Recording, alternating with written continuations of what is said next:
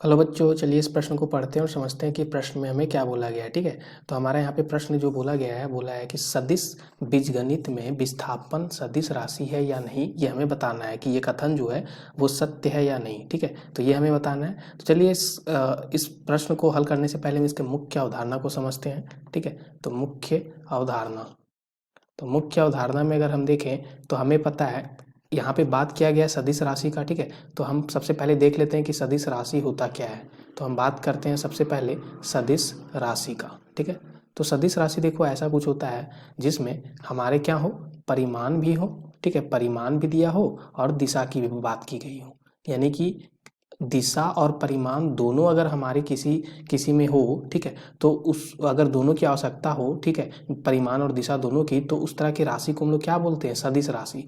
उदाहरण के तौर पे हम देख सकते हैं, उदाहरण, ठीक है, उदाहरण के तौर पे हम देख सकते हैं कि हमारा जो यहाँ पे बल होता है, ठीक है, बल, या तो हम क्या बोल सकते हैं फिर, या तो हम बोल सकते हैं यहाँ पे त्वरण।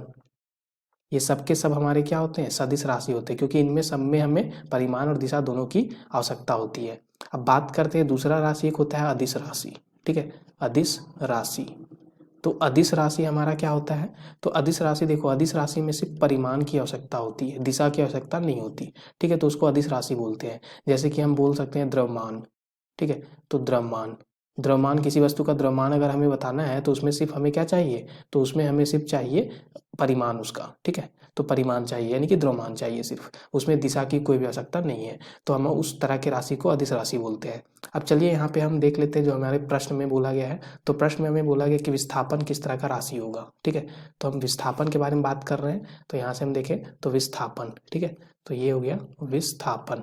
सबसे पहले बात करते हैं विस्थापन होता क्या है। देखो, विस्थापन का मतलब हो गया कि किसी कोई भी वस्तु जो, जब कोई भी वस्तु मान लो कि बिंदु ए पे है, ठीक है, मान लो कि बिंदु ए पे है कोई वस्तु और वो हमारा बिंदु बी तक जा रहा है। ठीक है, तो बिंदु ए से बिंदु बी तक के बीच के न्यूनतम दूरी को, ठीक है, एक एक एक हमारे दिशा में किसी पथ पे गति कर रही है। मान लो कोई वस्तु है जो एक बिंदु यानी कि ए से दूसरे बिंदु यानी बी के तरफ, ठीक है, बी के तरफ किसी पथ पर गति करती है, तो दोनों बिंदुओं के बीच के न्यूनतम दूरी को हम विस्थापन कहते हैं। ठीक है, तो यहाँ से हम क्या लिखेंगे कि जब कोई वस्तु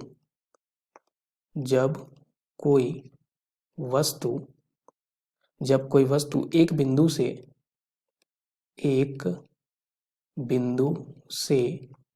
दूसरे बिंदु, ठीक है, दूसरे बिंदु दूसरे बिंदु की तरफ दूसरे बिंदु की तरफ, ठीक है, किसी पथ पर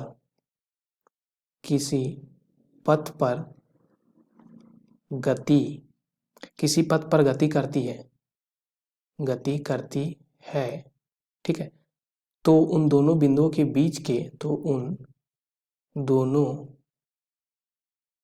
बिंदुओं के बीच के न्यूनतम, ठीक है, न्यूनतम दूरी को विस्थापन कहते हैं, विस्थापन कहते हैं। ठीक है, तो अगर कोई भी हमारा वस्तु है, मान लो कि वो हमारा बिंदु ए पे है और वो बिंदु बी की तरफ एक हमारे किसी पथ पे, मान लो यहाँ पे ऐसा कोई पथ था, इस दिशा में अगर हमारा गति कर रहा है, तो ये हमारा किसी तरह से भी गति कर सकता है। मान लो कि वो हमारा इस तरह से भी जा सकता था बिंदु बी पे, ठीक है, इस वाले रास्ते से भी, इस वाले रास्ते से भी, लेकिन सबसे न्यूनतम जो दूरी होगा वो हमारा यही वाला होगा। ठीक है, यही वाला हमारा सबसे न्यूनतम दूरी होगा दोनों के बीच का। तो यही जो होगा वो हमारा क्या होगा, विस्थापन हो जाएगा। ठीक है, तो यही हमारा विस्थापन होता है। तो विस्थापन में देखो यहाँ पे हमारा इस तरह से भी जा सकता था, इस तरह से भी जा सकता था, लेकिन गया इस तरह से। तो इसका मतलब यहाँ पे विस्थापन में एक तो दूरी तो हमारा यहाँ पे यानी कि परिमाण की आवश्यकता होती ही होती है। ठीक है, तो विस्थापन में हमें परिमाण तो चाहिए ही चाहिए, साथ में हमें क्या चाहिए, दिशा भी चाहिए। तो साथ में अगर दिशा भी चाहिए तो इस तरह से हम बोल सकते हैं कि ये जो हमारा राशि हो जाएगा विस्थापन, वो किस तरह का हो जाएगा, परिमाण और दिशा अगर दोनों चाहिए तो सदिश राशि हो जाएगा। और वही यहाँ पे प्रश्न में भी बोला गया था, इसलिए ये कथन क्या हो जाएगा, सत्य हो जाएगा। तो दिया गया कथन सत्य है। तो आशा करते हैं कि आपको इस प्रश्न का हल समझ में आ गया होगा। धन्यवाद बच्चों।